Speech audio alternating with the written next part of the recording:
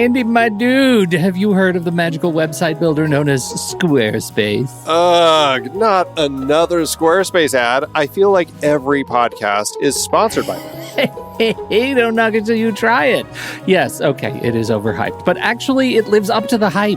Squarespace is like a website fairy godmother. With a click of a button, your site transforms into a beautiful masterpiece. A website fairy godmother? That sounds interesting.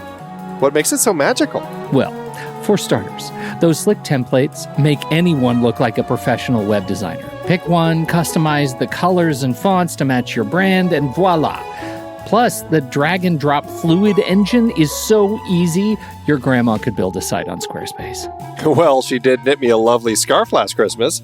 Maybe website design is next. Exactly. And when you're ready to sell your Nana's handmade scarves online, Squarespace has built-in e-commerce. Add a store with one click. Get flexible payment options. Then watch those sales roll in.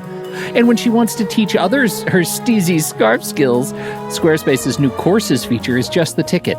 Nana can set up her curriculum and enrollments and payments in a snap and become the next e-knitting influencer. Oh, wow, you really sold me with the grandma angle. Sign me up for that free trial. Just go to thenextreel.com/Squarespace and transform your site into a beautiful Squarespace masterpiece. Well, thanks, Pete. Even though it's overhyped, Squarespace actually sounds perfect for Nana's site's needs.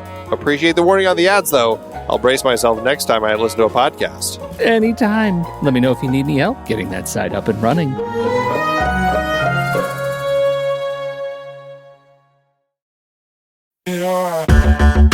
Andy, can you believe we've almost hit 700 episodes of The Next Reel? I know, it's crazy. And with all the other episodes in our family of podcasts, we are well over 1,200 episodes of movie conversation. It's really pretty amazing that we've gotten to have these in-depth movie chats every week for over a decade now. And we couldn't have done it without our loyal community of film fans. Their support over the years has meant so much. For sure. That reminds me, we should give the merch store a shout out. Buying shirts from thenextreel.com/merch is a great way listeners can continue to support the show. Plus, they get to sport our great designs. Absolutely. I think sometimes folks forget we have a variety of shirts, mugs, phone cases, and more available. In fact, a great place to start is with a shirt sporting the Next Reel's logo. We also have that classic Fast Times Spicoli Surf School tee, or the weirdly popular Rusty's European Tour shirt. The one from National Lampoon's European Vacation. Why is that so popular? Search me, but we have sold a ridiculous number of those. I guess there are a lot of Rustys taking trips to Europe? We're always adding new designs based on movies we've covered, like our brand new design for a streetcar named Desire, featuring a streetcar named Desire. So if you want to rep your love of TNR and films, head to thenextreel.com/merch. Every purchase helps us continue to have these weekly in-depth conversations. So visit thenextreel.com/merch today. And as always, thanks for listening and being a part of the Next Reel community. We've got lots more great movie chats coming your way. I'm Pete Wright. And I'm Andy Nelson. Welcome to The Next Reel. When the movie ends, our conversation begins. Piranha is over. They're eating the guests, sir. There's something strange in the water at Lost River Lake. Something you can't see, something you can't feel, until it's too late. Started in a Texas pond. Barbara! Or is there something in here? David! David! Well, if it still works, it's the quickest way to know if they're down there or not. What are you doing? You drained the pond? Yes, we found... You let them out? They were unleashed into America's waterways to churn quiet streams into rivers of living death. Keep your hand out of the water.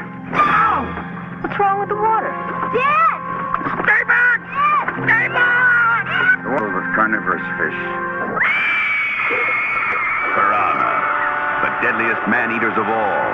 In schools of hundreds, they attack and devour anything that moves with razor-sharp teeth that can strip a man to the bone in less than a minute. Andy. Pete. I'm scared all the time now. I took a shower this morning in Portland, and I kept checking the drain. If I fear a ferocious Amazonian hunter-killer fish is going to swim up my drain pipe, where should I go to share my terror and my anxiety? First, you should go to a psychologist or psychiatrist. Really need to talk to somebody about these fears of yours. Okay.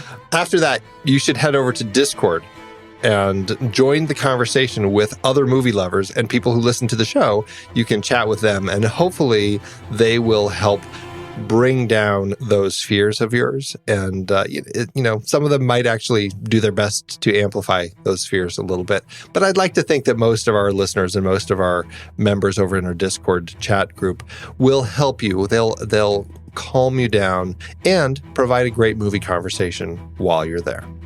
I know a lot of those guys over on Discord, and I don't think they're going to do that at all.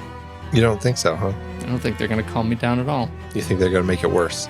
I think they're all going to make it worse, but we're going to have fun doing it. They're going to, indeed. It's all about the joy. It's all about fun and fantastic conversations about the thing we all love, movies. And to get there, they should just head on over to thenextreel.com/Discord. All right, Andy, Piranha. This one is supposed to be the brass ring. The brass ring of the Aquatic Killers, because Steven Spielberg said it was.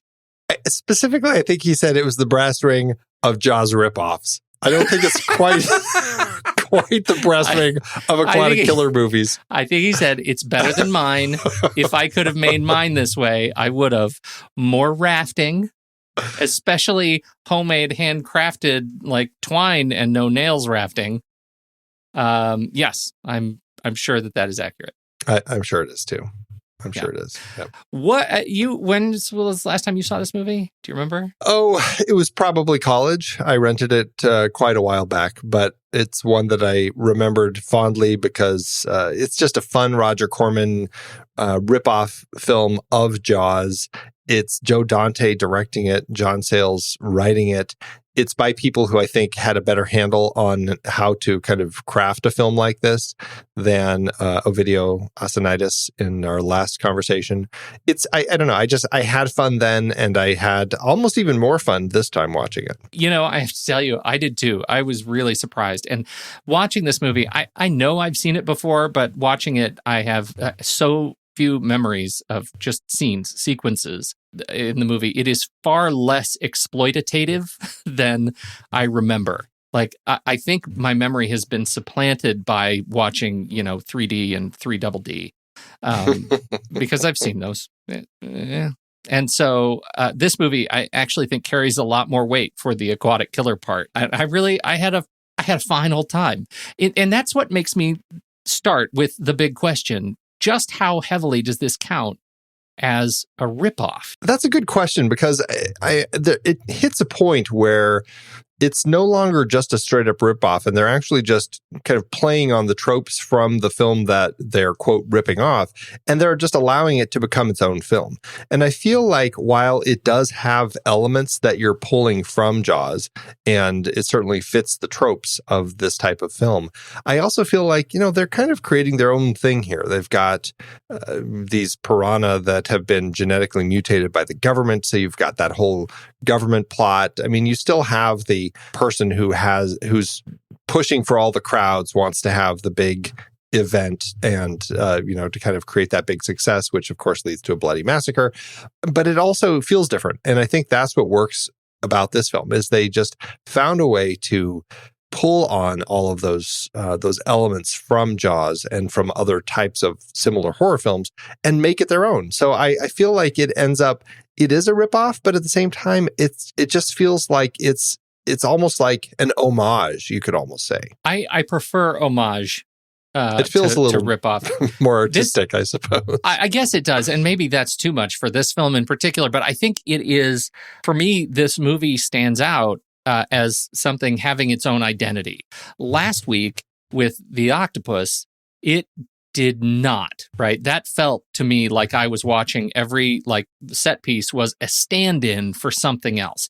And here, Piranha, we have a healthy trope corner in this discussion coming up. It is meaty, so to speak, but I don't feel like it was just a cut and paste kind of a thing. I feel like they actually have some script and performance work that actually sets this film to a little bit of a higher standard than what you'd expect from the ripoff. Well, and to that end, it doesn't feel as boring. Like, I feel like they paid attention to the script. And because of that, even if it does have some elements that feel very much just like ripoffs and kind of some elements that feel kind of, patched together, because it's so much more entertaining, you find your way past that so much more easily than you do in Tentacles, where you just really have nothing else to do other than think about the fact that it's just a ripoff of something else or pulled from something. Can we start with a discussion here on, at least in terms of our Aquatic Killers, we'll say pre-draft, and I think we should create a draft for all of the Aquatic Killers that we talk about by the time we get to the end of this show. Last week was an octopus. Giant octopus. This week, piranha. How do you weight the inherent fear factor of the carnivorous Amazonian fish to the giant octopus? Which scares you more?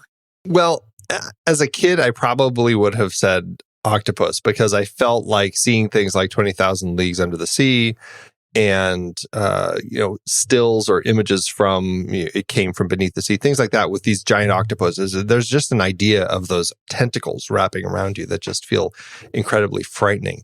When you start looking at the reality of octopuses and you realize, generally, one, how most of them aren't that big, and two, how they're just very intelligent, kind of, good creatures, I've grown to be a lot less afraid of them. Piranhas still kind of, the idea of them creep me out enough where I wouldn't want to go into most of the rivers in South America because I just feel like, they're going to bite me. You just always hear stories about how, you walk a cow into the water and it's gone in like 10 minutes or so, whatever the horror stories are with these fish. The trailer of this movie says it could eat a man to the bone in 1 minute. Yeah. So if we're to learn anything from trailers, it may make it that. And that's funny because I was doing some research on piranhas themselves and just to figure out, are they really as dangerous as I've always believed? And as this movie certainly makes it out to be. And we should say, with this series, the Aquatic Killers series, we went into this trying to find different creatures for each particular movie and ones that weren't genetically modified or anything like that. We failed in this part because these were genetically modified. They're not real piranha. They're kind of like these genetically modified, very large ones that are attacking people. But real piranha, there are more than 20 species, and it's only the red-bellied piranha that is the one that most people say is the man-eater. But even then, it still is people who eat more of them than them who eat people. They're not really going to attack people. In fact, they're largely only feeding on other fish or wounded animals that happen to be in the water. And to that end, they're relatively harmless. I mean, they have been known to attack and eat people, but largely it's when it's the dry season, there's not a lot of food, and somebody just stumbles in and for whatever reason is unable to get out quick enough. Because if you get out quick enough, you're probably only going to have a few bites on you. Yeah, but I don't know. Did you see that one scene where he did jump up and out of the water and eat that face off of the camp counselor? You telling me that's not real? He had a gun and he was unprotected. Well, he also was not a likable character, and that's what happens. I think for me, it is absolutely still the piranha, even after all of your love notes to piranha. I think that it's such a fantastic stand-in for, the sort of swarm germ warfare, ill-conceived government bio attacks or bio research gone awry. It just works so well in that regard. And I think the whole idea of these little fish, a million little fish, just buzzing away at a cow or a me is so much more terrifying than an octopus. It's just sort of fleshy, gloopy mess to me. I think it just makes for a terrific horror vector, right? The piranha, so much better than the octopus, so much scarier.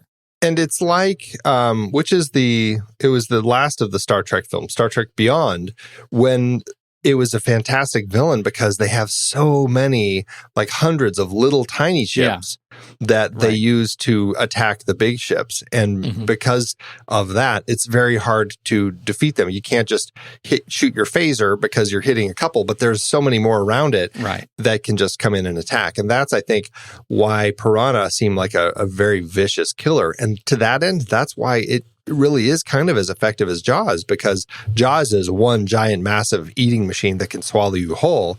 But in Piranha, it's just thousands of these little things that are just coming in and just pecking at you. And every peck, they're ripping off flesh. And I find that incredibly, incredibly effective. I think so too. And this movie would have turned out potentially much differently if they'd had access to the Beastie Boys catalog. To dream, Pete. All right. Where would you like to start talking about the movie itself? I have this list of notes. It's a mile long here. Yes. Oh, I suppose we should just kind of start at the beginning and just kind of talk through a little bit and then maybe save all the tropes so we can kind of build to a trope list once we get to that before we kind of get into the our crew notes and stuff. Right out of the gate, I have to say I love the way that they did the titles, having the word piranha come up in white and then drop into the water. And as it drops into the water, it like sinks, it like animates and sinks into the water and it turns blood red and all the whole screen goes red for the rest of the credits. That was a really fun way to kind of kick things off. I think so too. They did a similar thing at the end, but we don't have the little animated pool of blood that kind of takes over the water. And so I find myself missing that. They didn't, I wanted more goo. So I thought that was really fun. In terms of treatment of the animals themselves, like we have, we talked last week about how they bought a dead octopus and they splashed it around a bunch and they could really use the tentacles. In this movie, we have a couple of different ways that they treat the animals themselves, right? The fish themselves. One is we have this cutaway that we get to. It looks like kind of a rig. I don't know how they did it, but it honestly looks like just some, cardboard or plastic fish, just cutouts of the fish on some sort of a mesh being dragged through the water. So it kind of wiggles and they maybe speed it up a little bit and put the sound effect. And it looks like there are fish swimming together through the water. And we go to that several times. Whenever there's an imminent attack, you see this kind of, you see the fish swimming together. And it is the fake, it's the most fake, I think, that we get of the treatment of the fish.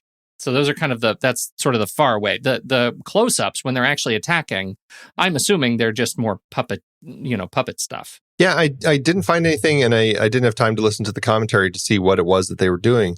But I do find it actually quite effective because if it is, they're moving them in and out very fast to make it look like they're just nibbling and taking a lot of quick bites. And so it worked very effectively as you're watching, with whatever parts of people's fleshy bodies are underwater as these little things are jumping or moving in and out, kind of ripping their skin off. I thought that was actually, it worked really well, and it's edited tightly. So you're not seeing it for periods of time that are just too long. It's just enough to kind of see what they're doing and get a sense and picture it in your head. And then like, oh, yuck, no. Well, and they do a good job of actually showing flesh debris in the water. Like it's not just color. Like when they go in for a nibble and they come back and they leave debris like skin and flesh, and it's awful in the water after it. So I think that works really well. The interesting thing we didn't talk about last week was the sound effect for the animal. Like in this movie, it's kind of a metallic, twangy, kind of a sound when they go in for whenever you see the fish going in for their meals. It's interesting. I think it's effective. It's sort of a jarring sound. It makes you uncomfortable when you watch it. Last week, the octopus was also scratching metal. Like whenever this fleshy, gooey thing comes up out of the water, it's a weird scratching sort of metallic sound. And I think that's interesting. It's now made me kind of take note. How often do we get some sort of a weird metallic sound for the attack of the horror monster? Well, I think what works really well with the sound here is it's so many that like like it's just very quick, very repetitive, a lot of little sounds. Yeah. And it ends up feeling, it almost, I think to me, it reminds me of a lot of insects buzzing around. That's kind of what the feel of that sound is. It just feels like a lot of little things. And because of that, it works well in context of these little fish, which makes it to that end feel different than something like Jaws. So that'll be something interesting to kind of check, because I mean, Jaws doesn't have anything. There's obviously John Williams' famous score that is paired with that shark. But again, that's just music. There's nothing specifically like strange noises or anything that are also included. It does make me think that as we continue this series, we should start paying attention to sound effects and see if any of these other filmmakers decide to bring interesting sounds in that kind of help represent the creatures. So we have the setup. We have the teens who go discover a abandoned government lab in Texas. What are they doing here, Andy? Anytime you see like a government facility and then you decide, let's go in and poke around, and then you see a giant pool, don't get in. Don't swim in it.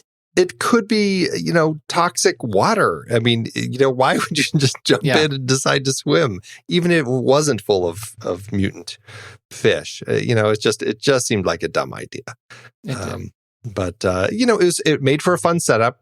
You get, once they're in and they're swimming around, you get a very brief shot of an eye kind of opening up, which sets up the fish pretty well. And then you don't really see much more of them other than some POVs as they're coming up to the people.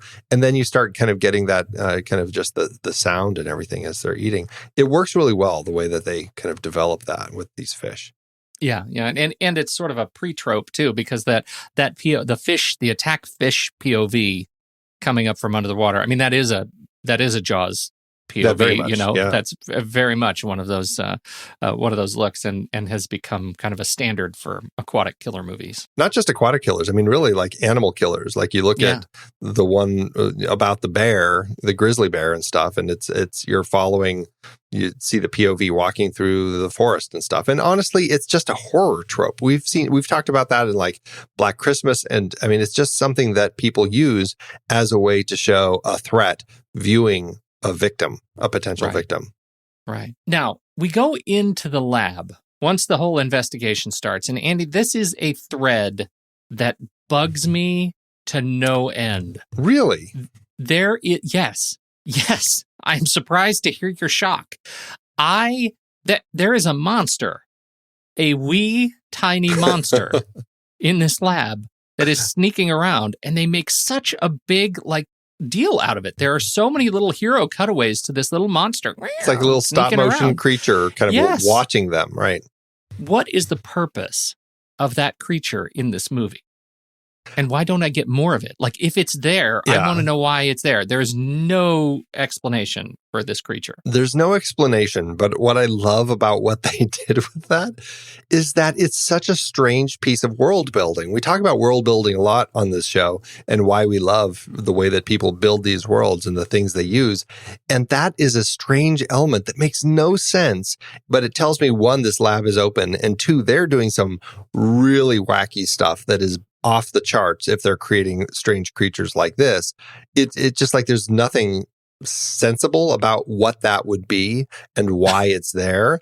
And the fact that it drops out does disappoint me a little bit. And I haven't seen Piranha 2: The Spawning. I've never heard like one way or another if they continue with that. I know the fish change quite a bit by the time we get to the second one. But I don't know if that stop motion creature pops back up. But I don't know. I guess the whole idea of it is just, for me, it just is an element of world building that tells me this was a serious lab and they were doing some seriously crazy experiments here. I don't know. For me, that ended up kind of filling in some really interesting backstory. I feel like it was just, it was too much of a little bit lightweight in terms of world building. I get enough of the world building just out of the production design, right? It just looks, the lab looks like a rundown government lab. It's fine.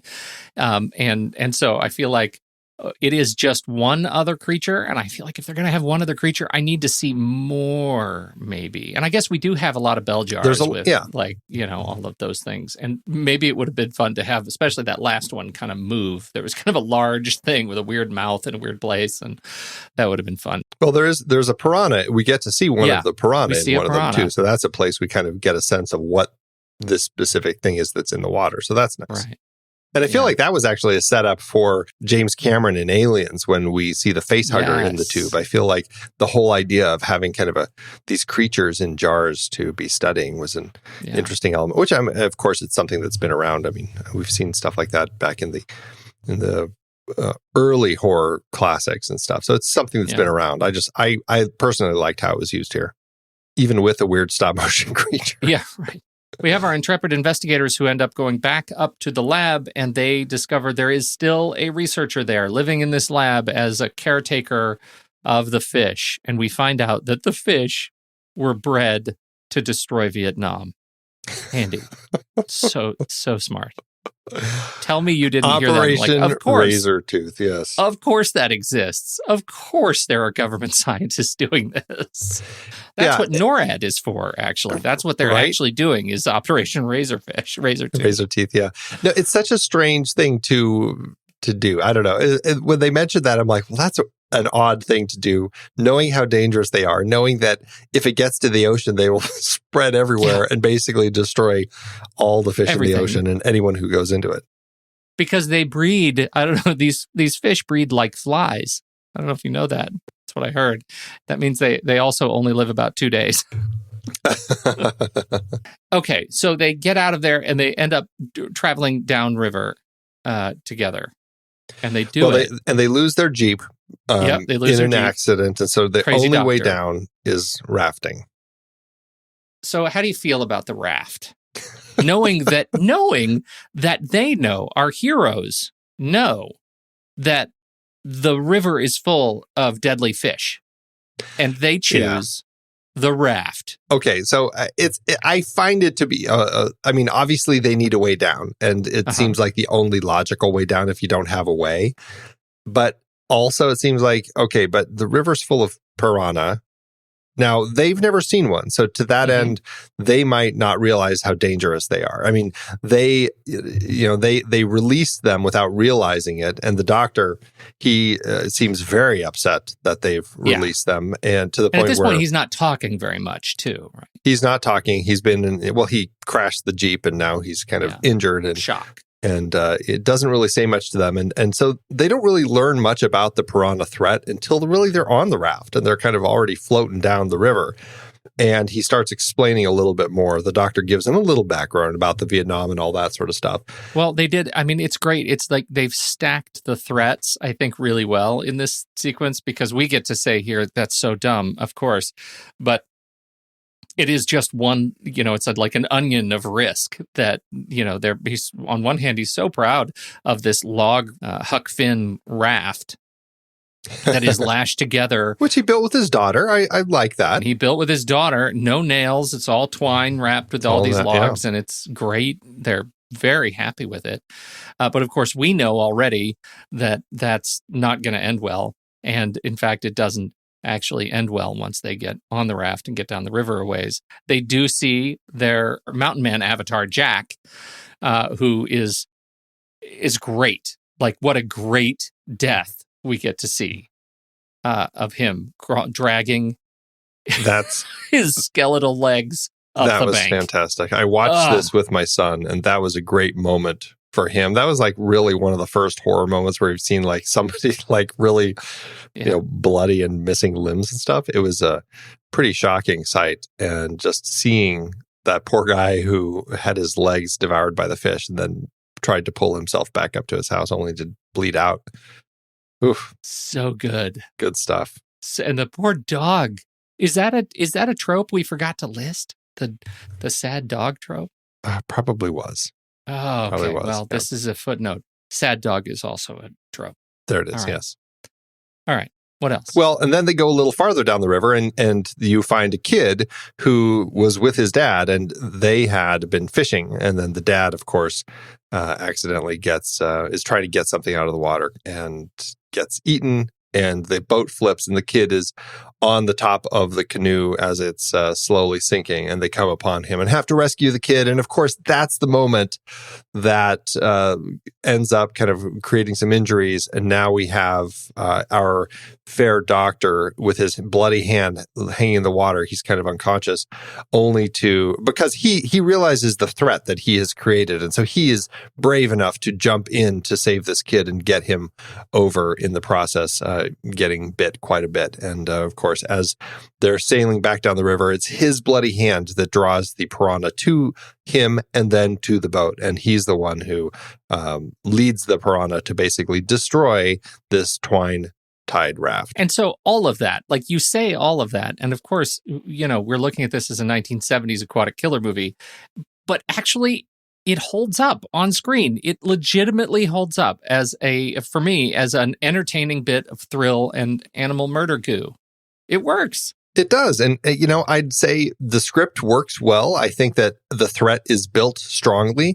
And I'd say, we haven't really talked about the cast much, but Bradford Dillman, who we've talked about on the show a couple times, I believe, and Heather Menzies-Urich and Kevin McCarthy as the doctor that we had. I mean, Kevin McCarthy, Invasion of the Body Snatchers, he's fantastic here as the doctor. Yeah. I just think that with these three kind of on the boat at this point, and then Keenan Wynn, who is the mountain man, it's a really well-used cast that we didn't see in Tentacles. They had a great cast. They were just so poorly used. Yeah. Terribly used. At least now we have people who are being used in a way that really is strong. And so I feel like that is one of the reasons that I bought into these characters. Maggie and Paul are actively trying to figure out what's going on with this. They're our protagonists. We stick with them through the duration of the film. We don't lose them and then follow somebody else later. They're actively the ones we follow throughout. And there's kind of a little bit of a caustic relationship between the two of them, and we see it develop over the course of the film as friendship, and it works really well. That's, I think, the strength here. Plus, just the tension around the raft builds really well, and we already know these fish. They're pretty passive because it's just a raft floating, but once they taste that blood, they are ready to start tearing it apart. And I just think it works. It works really well in that context. Well, totally. And now we get to the point where we're starting to cut more frequently back and forth between other sites, right? We have both the camp and we have the Lost Lake Resort. And both have just sort of are increasing the stakes the further we get down the river. And the military base. We didn't talk about the fact that base shows up. Now they come out and they're now kind of held up by the military who stop them because there turns out to be more of a deal other than this military base where they're developing these fish. But the actual general of the military he's one of the key investors in this resort downstream, and so he wants to keep the resort opening day plans moving forward without paying any attention to the fact that there might be some piranha in the water. We're talking about Bruce Gordon as Colonel Waxman and Dick Miller as Buck Gardner, and fantastic. And as part of kind of the military antagonist, we have this researcher, Dr. Mengers, played by Barbara Steele, who is diabolical. Just look at her. She's diabolical. She plays this textbook diabolical. Oh, she's great. She does a great job of playing diabolical. I feel like we've talked about her. She's been around a long time. She's still working. She's in Castlevania right now, the TV series. Never seen it. No, we did talk about her. She was in Shivers. Yes. That's right. How did we forget that? I don't remember. But so clearly somebody that we've talked about on the show before. Great memory of it. Clearly. But a lot of these people, like we talked about Bradford Dillman, he was in Escape from the Planet of the Apes. And Compulsion. He was one of our young men. One of the young men. Yeah. Man. So there's a couple strong films that he starred in. And also he was in The Swarm, another of these big creature disaster films that came out the same year. Talk about typecast. We get we can't forget Paul Bartel, who's the camp counselor. Oh, we already talked about. I got his face eaten off, but he is the camp counselor that we love to hate, right? Why does he carry a gun with the campers. He's apparently, at least reading subtext, he's apparently some military background with our hero, right, with Paul. Yeah. And so that's how they end up kind of weirdly in the same area with the same sort of background. This leads us to the massacre on the river, right, on the with all the kids. And I think we should talk about it in parallel with the non-massacre of the boats in Tentacles. We came away last week, just to catch everybody up, we came away with a strong opinion that some kids had to die and that not enough kids died last week. It was non-threatening toy time with the octopus as he played whack-a-mole with the boats, but didn't take any kids. Should have taken some kids. How well do you think this movie recovers from the treatment of children in danger this week? I think it works really well. I mean, we don't get very many kids dying. I think it's only the camp counselor, one of the counselors, who dies, plus the head counselor. But largely, it's a lot of injuries, a lot of bloody kids getting pulled out of the water. And so I think to that end, it actually raised the threat of the fish. And it also gives you a sense that, they're not going to take everybody down, but they certainly are going to hurt people. And I think to that end, it worked really well. It built the threat up enough. And I mean, I will say it gives our daughter here the chance to actually be a character, or perhaps the character who ends up having a character arc in the course of the film. She actually is afraid of water. And because of this threat and everybody getting hurt, she is brave enough to pull the boat out and go into the water and start saving people. I was like, that was a nice little bit of screenwriting there, John Sayles. Right. And she does it in a way that where she takes, she could have figured out a way to get the nice metal boat, the aluminum boat, into the water, but no, she takes the wee rubber inflatable boat, right? Talk about risk. Risky business, She's indeed. the greatest heroine in the film. Truly. Saves one of the camp counselors that she likes a lot, watches Betsy die. And I think for me, that's the part that excuses this film from letting more kids off the hook in the water. That moment where she lets go of Betsy's fingertips and Betsy is taken underwater by the fish is horrifying through the eyes of a child.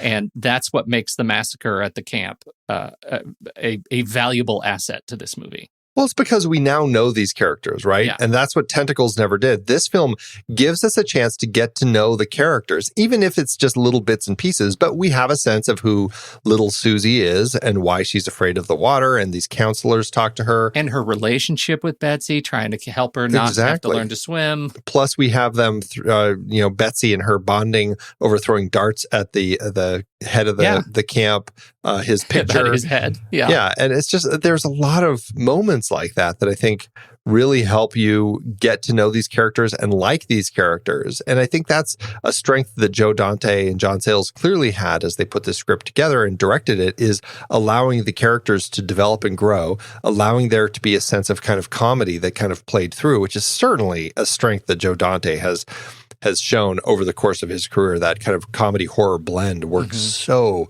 well for him. We've talked about that back when we did like Gremlins, things like that. It's very much his style. And I think that it just allowed for a very strong story to develop as we get to know these people and then feel for them as people like Betsy get pulled under by the fish and die. It gave us a sense of gravitas, and it lent that to the film very nicely. The final fight, we get through there, they rescue, camp becomes a triage location, and emergency medical care is being delivered to the children, and then we move further down because it turns out our characters learn to read a map and discover that, in fact, there is another way to get down to the resort, and that is through a little byway, and the Piranha are figuring that out. They've learned how to navigate the waterways, and so we have to figure out our final fight strategy, and that is to pollute them to death. Andy, this movie is pro Toxic Avenger. Did you expect that? I totally forgot that about this film, and the fact that their solution is we have to dump some toxic waste into the water to get rid of these things. I just found myself laughing out loud that was their solution. It was genius. I thought it was just a hilarious way to kind of defeat the fish. And I'm like, okay, but I've also seen The Simpsons and other things where now that there's toxic water, those fish end up just two-eyed fish. Yeah, right. They stand up what are with we more really eyes doing here? or fewer eyes. Yeah. No, it is ill-conceived. They're lucky the movie ends when it does. Yes, right. Because we don't, I think, and number 2, I think, takes us to the Bahamas now. And so we don't get to see, I don't think, what actually happens in the river. But it's the river's dead and the piranha have now taken over and have legs. Yeah, I heard that they flew. So I'm really curious. Flying fish, right? Yeah. that was the original plot for Jaws 3D. And then that was taken by Sharknado, one of those with the sharks flying through the sky. There you go. Sharks flying. So that is our final strategy, is to pollute them to death. And we get our hero dives into the control booth. Man. Which for some reason has been flooded. We didn't mention that. Flooded like so deep. Like, who would have built that control center without thinking that the river was going to rise like 20 feet? Since they built that thing. Yeah. Well, there was a dam. Maybe it was because they built the dam and that whole section was flooded, I guess. Although it seems downstream from the dam. So now that I say that, it makes no sense. There should be less water here. Yeah. So he has to swim underwater to get to the first floor, where he goes in and he has to open the giant valve to let the toxic waste out, which is not locked or protected in any way, shape, or form.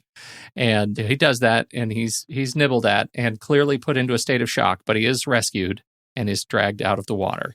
And he only has 100 seconds to do so. Did you say that? Yes. Yeah, I didn't time it. Did you time it? I didn't. I felt like it was a lot more. I did too, but he did okay. Did okay. He survived. He swam with his shoes on. That always weirds me out. Who does that? I don't like it, swimming with your shoes on. And that leads us to the last shot, right? We have this moment with Dr. Mangese as she's being interviewed by the local television. Are you sure that we're okay? And she looks straight into my soul, breaking that fourth wall, looks right into my eyes and says, "There's nothing left to fear." And then we cut to the ocean. So the fish are in the ocean. We're all dead. That's the end. It is the end. Welcome to Trope Corner. Oh, yes.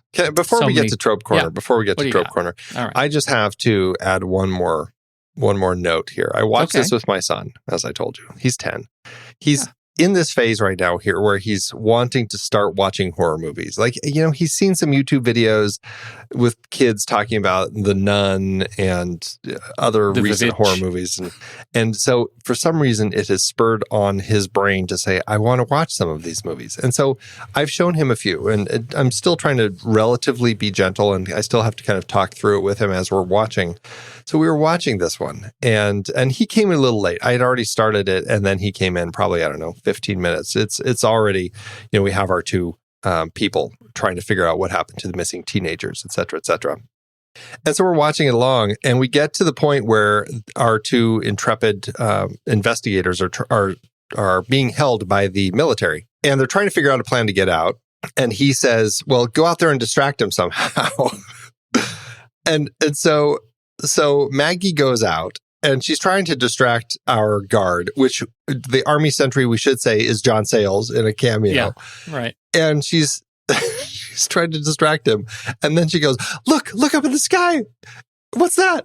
It's Superman. And she lifts her shirt and flashes her chest at him, just so Paul can take his sleeping bag and wrap it around his head and pull him in and knock him out so they can escape. My son, who has not watched a lot of this sort of film before, he was in complete and utter shock at what happened. He clamped his hands to his face, and he just sat there going, "It's burned into my eyes! It's burned into my eyes!" I had to stop the movie because I was laughing so hard at his very strong reaction to that moment, which Andy, which lasted for quite some time. As also father to a son who's slightly older than yours, all I could tell you is that moment for you should forever henceforth be referred to as the awakening. Indeed. Yeah, well done, Dad. That's awesome. That was a good reminder to me that, if I start going down this horror rabbit hole with him, I do have to be careful with some of the 70s and 80s films, because it certainly is a period where that became a trope in and of itself. Yes. In horror movies as kind of a need to throw that in. So, yeah. So I guess that's our lead into Trope Corner. All right. So, needless nudity. Trope corner, number one. Number two, we have, obviously, we've already talked a little bit about the clueless kids looking to skinny dip. That seems to be something that happens often. Yeah. Accident in the lab, that's a trope going back to, comics in the 1800s.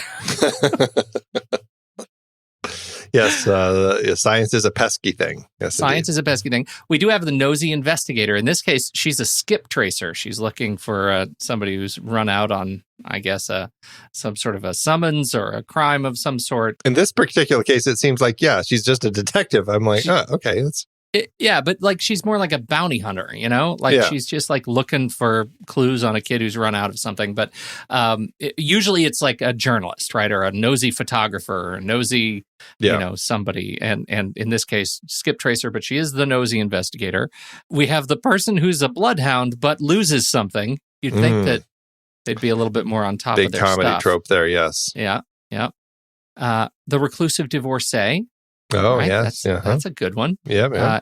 And I think we sort of have two of them, right? Because we have Paul, who's a divorcee. We don't know really enough about Jack, but what's he doing alone up there? I would say Jack fits into the kind of the weird, like the wacky mountain man trope. I feel like that's more his. Yeah. Okay, well, we should document that. We need wacky mountain man. We do have the terror at the camp. Right? Yes, Terror at the camp. That's a big one. Yeah, it certainly spurred a whole slew of Friday the 13th movies. I do have the jail escape, right? Where our heroes are put in jail because the state doesn't believe them. Mm-hmm. And we have a bonus, ladies are clever trope, where she figures out a way to break the plumbing, knock the guard over the head, and get them both out of the jail cells. Yeah. And he has the look of, oh my gosh, you're really clever, and you're a lady. Yeah. Like, it just, that I feel like that's one that has to be noted. Truly, yeah. Let's see, what else do we have? The out of control stolen police car race to the rescue. Yes, that's very common. And they do a good job on this. There are a lot of, crazy jumps, like Dukes of Hazzard style jumps in the police car. Many puddles of mud. Yeah, clearly Texas is full of that. Oh, Texas is really known for its landscape that is just perfect for this sort of behavior. And then finally, of course, my favorite, the danger. What danger? Where the state official says there's nothing left to fear. True. A lot of good tropes there. Great tropes. Yeah, a lot of fun ones in there that we've seen before and will see again. It just makes me think, in celebration of this movie, that even though there are so many tropes at work in this movie, I mean so many, Andy, putting all of these pieces together in the right way with a good script actually doesn't make you give it the side eye. It actually works. That's all I'm trying to say. Yeah, and to that end, I guess I'd say that, Roger Corman, he knew what he was doing. He wasn't falling down the same rabbit hole that Asinitis was. He actually knew to hire a lot of these young filmmakers who, were looking to do more ambitious things. But while they were trying to get there, he could use them and they could use him to kind of amp kind of the level of quality of some of the entertainment that he was cranking out. And I think to that end, this works really well. And what a great follow-up, although a few years later, but to Cries and Whispers, eh? Yeah, totally. Good old Corman. Right.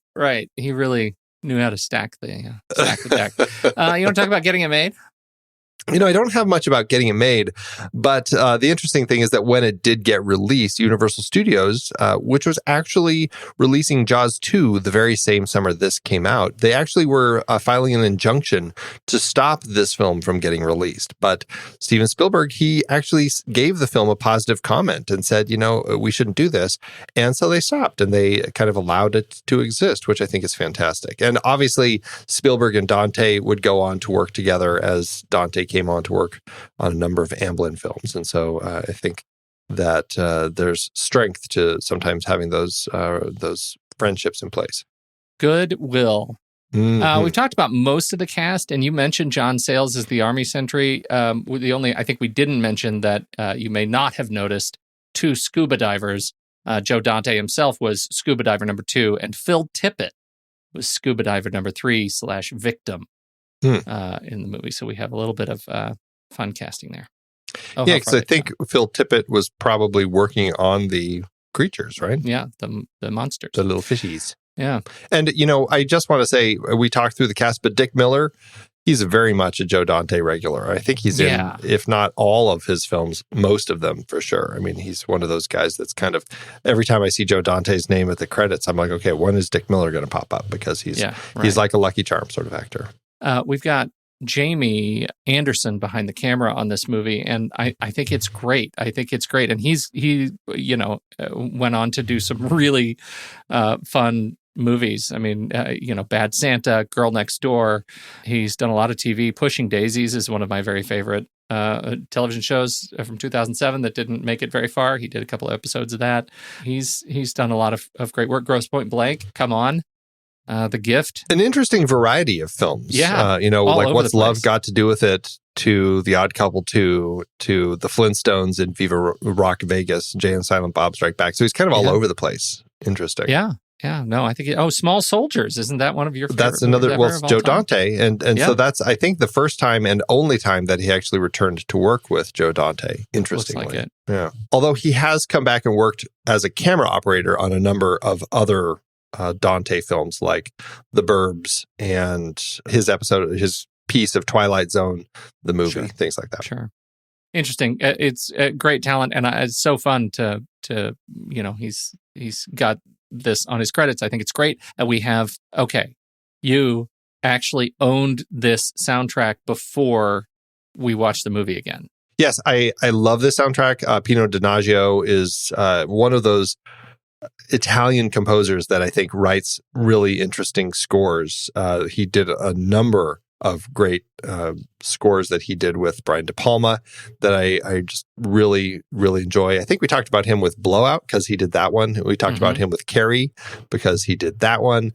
And here he is doing Piranha. And I love what he's doing in the movie. And especially like when the piranha attack, that first theme, it just is such a strong horror theme. I don't know. I just find it incredibly effective. So Pino Donaggio,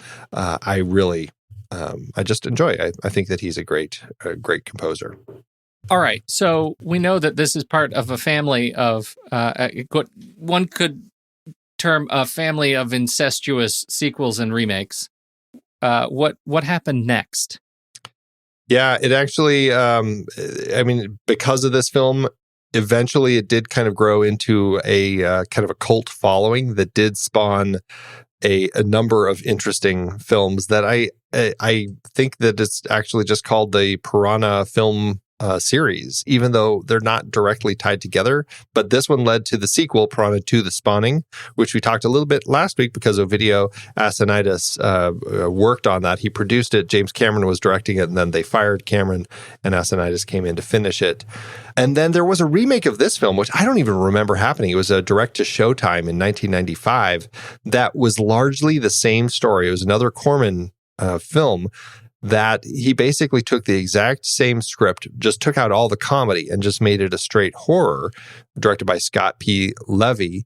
And it got terrible reviews. Joe Dante and his producer on this film, John Davidson, both hated it. And but it's a Corman film, so that means it had to be a success because he's never made a failure, according to Corman. And then, of course, as you mentioned, Piranha 3D was directed by Alexandre Aja in 2010. Why do I try? That sounds great. It was a 3D film, and it was named Piranha 3D, of course, with its own sequel in 2012, Piranha 3 Double D. So that it really tells you the direction the franchise ended up going by the time you get to the end. Right. But what we do have here that we didn't have last week is we have some awards. Surprise, surprise. Yes, the Academy of Science Fiction, Fantasy, and Horror, our favorites, the Saturn Awards. This did win for Best Film Editing, which was great to see. And I think it was pretty tight. I don't think we actually mentioned it was edited by Joe Dante and Mark Goldblatt, too. I think we skipped that credit. So. We did, yeah. And then it was nominated for Best Horror Film, but it lost to The Wicker Man. Interestingly, that film also beat out Halloween. So interesting year of horror films. All right, so how to do at the box office.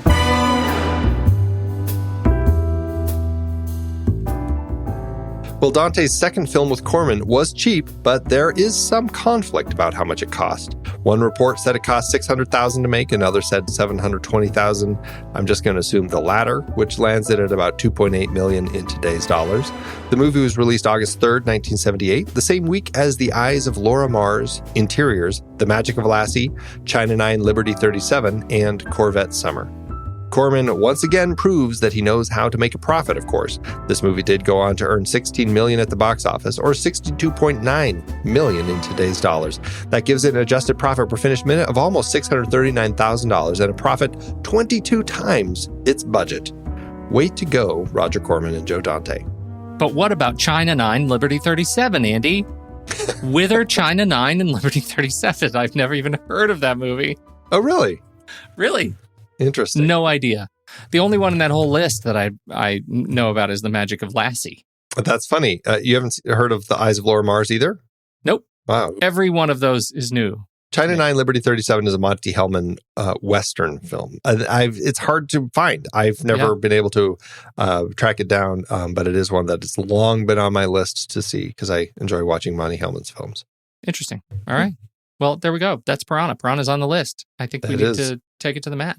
Let's do it. Head over to flickchart.com/thenextreel. You'll see all the movies that we've talked about on this show. If you swipe over in your show notes and you tap the word Flickchart, it'll take you straight to the Flickchart database where you can add it to your list, see how it stands up against ours.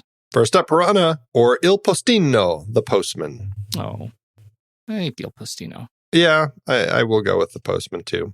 They both fit different holes. Yeah, they very really different holes. Again, what would Pablo Neruda have been writing about had he seen some piranha off the coast of that Italian shore?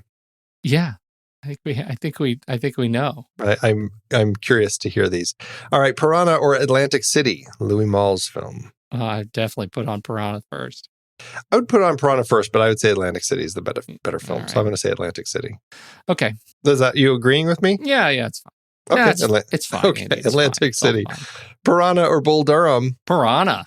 I mean, I feel like I can't believe you're torn on this. Why aren't we rock, paper, scissoring yet? I am torn on this, but I also am torn by my joy of Piranha. I'm going to say Piranha, actually. I'm surprised by myself, but there you go. I'm surprised by yourself. You gave me Atlantic City. I'll give you Piranha on this one. I'll take it. All right. Piranha or Spies? Fritz Lang's fantastic silent spy movie. Ooh. I'm going to say tough. Piranha still. Really? All right. Yeah, I'm definitely on board with Piranha. Okay. Piranha or Chinese Puzzle? Piranha for me.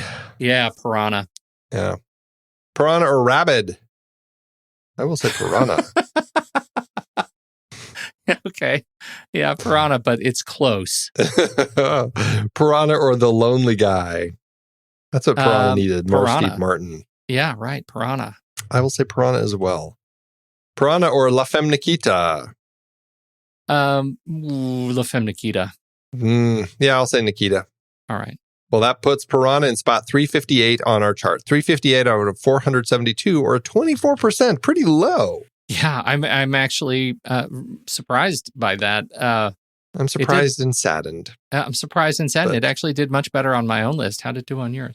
Yes, it did better on my chart, too. It landed in spot 1612 out of 4489. So that's about a 64%. Fascinating, Andy. It's like you and I were meant to do this. It hit 521 on 1469. for me, which is a 65%. 65%. Yeah. Now, if that actually feels about right. Like I didn't have any conflicts that were like hair pullers for me on my list. And so if I am to use the Flickchart algorithm over at letterboxd.com/thenextreel, then this should be a 3-star movie. I'm edging that way. I had a lot of fun with it. It's not a 5-star film for me. It's not a 5-star film. It's a 3-star and a heart for me. Yeah. It's a fun movie. It's nothing great, but it's completely entertaining, and I had a great time with it. Excellent. Then I'm going to do that too. 3 stars and a heart. Oh. Excellent. I love it. I love it. Yes. I love it when we finish each other's sentences. Where do we go from here? We're going to be jumping a little ways. We're going to be going all the way up into the 90s, and we're going to look at we're going into the snake territory now. We're going to be looking at the Jennifer Lopez vehicle, 1997 Anaconda. Oh, now this could have been, as you watch this, everybody, if you're watching along with us, remember, this could have been a whole series on the Anaconda movies. So just remember that. We're only doing this one. Crikey, Snakes and Crocs. Yes. Right. It would have been a 10 film. You're welcome. Of the Anaconda in Lake Placid series. That was maybe the best bullet we've ever dodged. You know, I think we were sold because of the series name that we came up with. Yes. Oh, it's hard to not love that. Yeah, Crikey, Snakes and Crocs. Yeah. All right. When the movie ends, our conversation begins.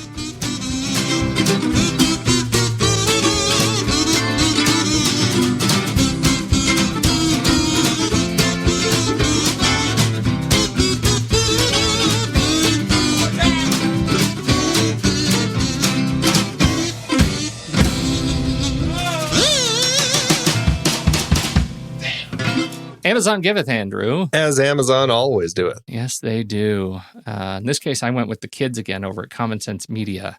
Oh. And it's very brief. It's very brief. But I was so curious after your experience watching this movie with your son, what the other kids who review might have said about this movie. And let me just say, for the record, Common Sense Media does not think this movie should be seen by anybody.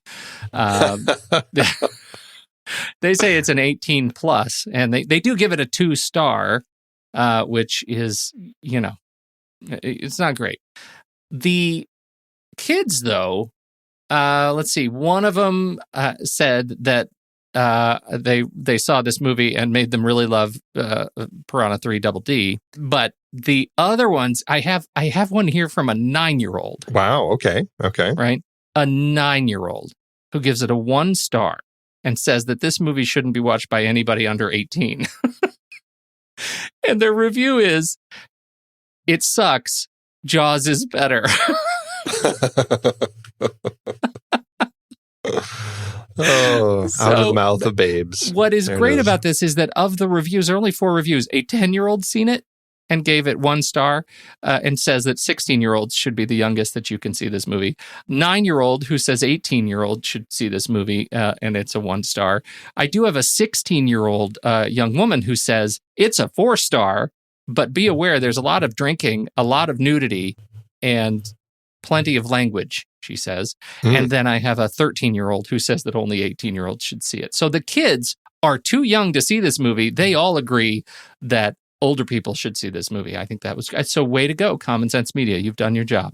But they're all over the place, those kids, I tell you. I know, they're all over the place. Yeah, what are you going to do? What do you got? Well, I've got a 1 star from Seal2 over on Amazon, who says, awful. To say it was a B movie would be a tremendous compliment. I don't drink, but felt like I had to after watching this piece of junk. Oh, Aquatic Killers includes alcohol. And I like that, it's from a seal. Oh. I like to think that this was actually a seal. Like a Navy SEAL. Oh, I like to think that it was an actual seal. Oh, no, I get what you mean, like the animal. Yeah. Yeah, I think that was the issue that it had. Oh, no, I'll buy that. Think I'm wrong? No, I'm all over that. No, of course. Sealreviews.com. I got an intern cover.com/sealreviews.com. Thanks, Amazon. It's hard to believe we have been having in-depth weekly conversations about movies since 2011. You're telling me Producing this show week after week is so much fun, but it does require a lot of work behind the scenes. If you'd like to help support our efforts, one easy way is by using our Originals page when shopping for books and movies that we've covered. Your purchase is made through our links.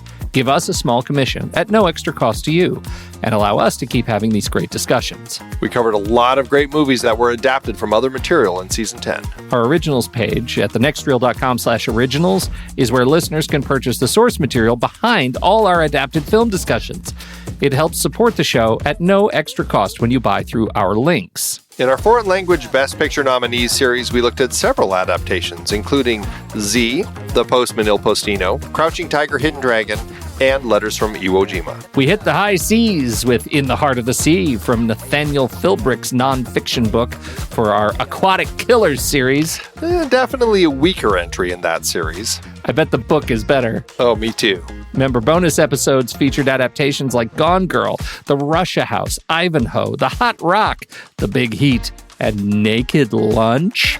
Oliver Stone brought not just original stories, but also adaptations like Conan the Barbarian, Scarface, Year of the Dragon, 8 Million Ways to Die, Talk Radio, and Born on the 4th of July. Mary Herron's disturbingly insightful American Psycho was adapted from the Bret Easton Ellis book. You like Huey Lewis in the News? Oh my God, it even has a watermark. And of course, more Stephen King with The Mist, The Green Mile, and The Shawshank Redemption for our King a la Darabont series. Find links to all of these books and more adapted films on our Originals page. That's thenextreel.com/originals. Every purchase supports our show. Get the full list of books that we've talked about and start your next read today at thenextreel.com/originals.